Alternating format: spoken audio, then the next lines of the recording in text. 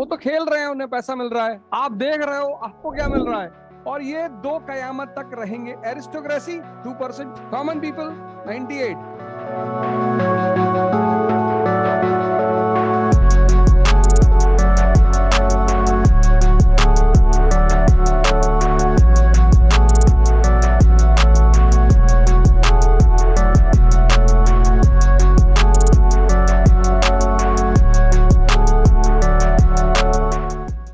बहुत लोगों ने कहा कि सर आज मैच चल रहा है और मैच में सेशन नहीं होना चाहिए।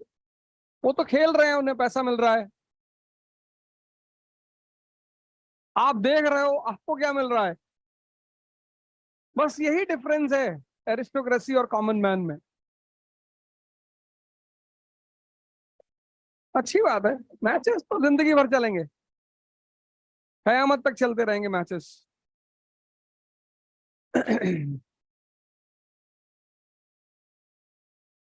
ये दो डिवीजन जो मेरा जीवन में है, एरिस्टोक्रेसी और common man, this will survive till the doomsday. कयामत तक, कयामत तक, कयामत तक।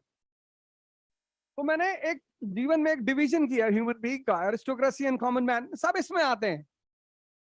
कोई हिंदू नहीं, कोई मुसलमान नहीं, कोई अपर कास्ट, कोई लोअर कास्ट नहीं, दुनिया में सिर्फ दो तरह के लोग हैं और ये दो कयामत तक रहेंगे, एरिस्टोक्रेसी 2%, कॉमन पीपल 98।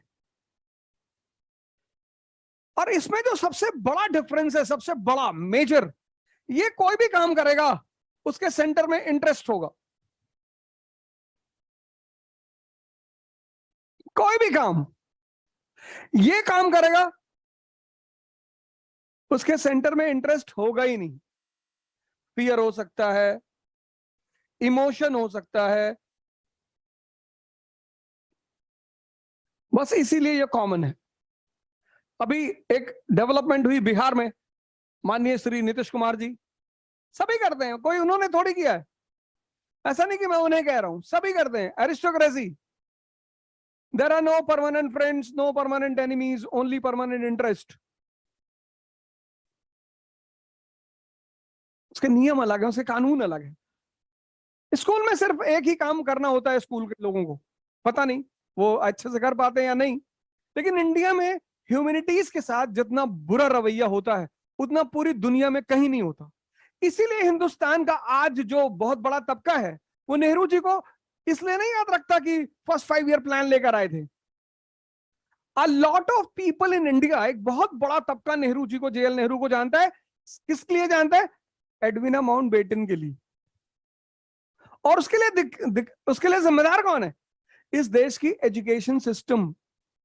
बड़े सारे टीचर होते हैं 9th-10th में, बच्चों से बोलते हैं कि बेटा 2 साल पढ़ लो, उसके बाद जीवन में कभी हिस्ट्री नहीं पढ़नी है बेटा, कभी पॉलिटी नहीं पढ़नी बेटा, बेटा ज्योग्राफी कभी नहीं पढ़नी बेटा, तुमको डॉक्टर बनना है बेटा, डॉक्टर में फिजिक्स, केमिस्ट्री, बायो, साइंस के सब्जेक्ट्स थ्योरी पे हैं।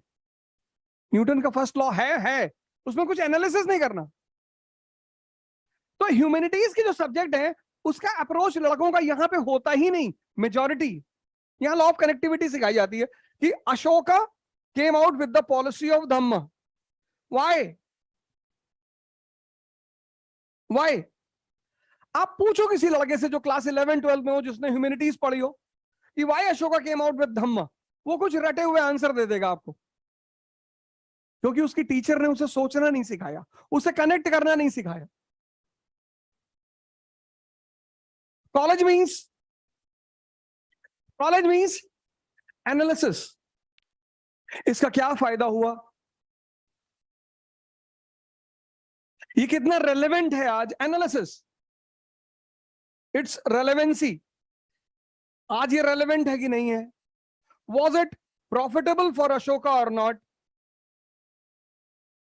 इसके कुछ ड्रॉबैक थे या नहीं थे? अब जब लोगों का ये लेवल ही अच्छा नहीं है तो ये कैसे अच्छा हो जाएगा? Are you getting my point? जब 90% लोगों का ये लेवल ह्यूमैनिटीज में बेकार है, बुरा है, पता ही नहीं, कनेक्टिविटी ही नहीं कि भैया टीचर ने नहीं ये नहीं बताया कि India is a country of unity in diversity. इस डाइवर्सिटी को बचाने के लिए Ashoka was the emperor of Indian सब कॉन्टिनेंट। तब तो भारत कंट्री थी नहीं, नेशन थी नहीं। इसलिए जितने लोग आईएएस की प्रिपरेशन करने आते हैं वो कोचिंग करने जाते हैं विदाउट दिस, और जितने लोग कोचिंग करने इसके बिना जाते हैं वो सारे के सारे लोगों के लिए कोचिंग यूजलेस हो जाती है। क्योंकि जिनको कनेक्टिविटी ही नहीं है वो एनालिसिस कैसे करेंगे, रेलेवेंसी कैसे समझेंगे, ड्रॉबैक कैसे समझेंगे, समझेंगे ही नहीं। और फिर इन दोनों का परिणाम है, इन दोनों का मिला जुला परिणाम है मेंस ऑफ यूपीएससी। और इस मेंस से वो प्रीलिम्स के क्वेश्चंस बनाते हैं। Single information type, multiple information type, match the following, reason and assertion,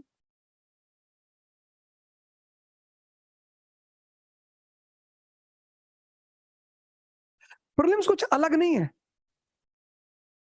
mains की जो तैयारी है ना वहां से क्वेश्चंस बनते हैं, मेंस के एरिया से क्वेश्चंस बनते हैं प्रीलिम्स के।